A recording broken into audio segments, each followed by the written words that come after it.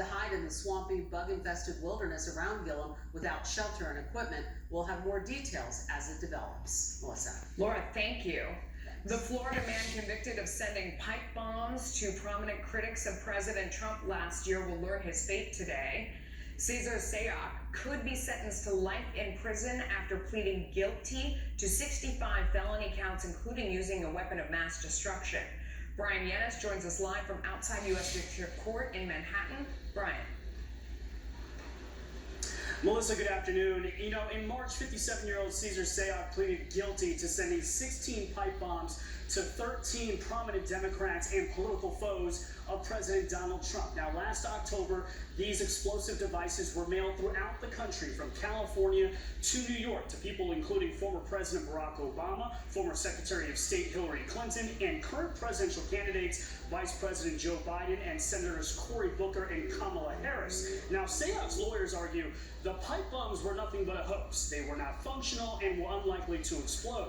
His lawyers insist no one was injured from these devices, and therefore he should be sentenced to 10 years in prison. The prosecution, though, says Sayoc deserves life in prison because he intended to hurt people, and that the bombs made of shrapnel, explosives, and pool chemicals could have very well exploded. Sayoc's defense argues he is a victim of traumatic life circumstances. He lost everything in the Great Recession. He was addicted to steroids, became estranged from his family, and is mentally ill. His lawyers say Sayoc became obsessed with President Trump as he lived out of his van in Florida, covered in Trump-Pence stickers. Quote, he conflated his personal situation with the perceived struggles of Trump supporters across the country and even the president himself. His paranoia bled into delusion, and Mr. Sayoc came to believe that prominent Democrats were actively working to hurt him, other Trump supporters, and the country as a whole. Sayoc's lawyers partly blamed his religious viewing of the Fox News channel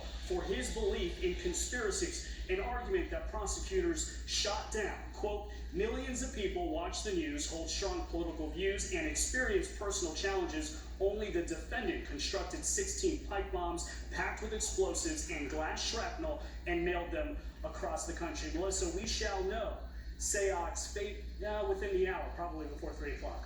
Melissa? Brian Yanis, thank you for that report. We will be watching.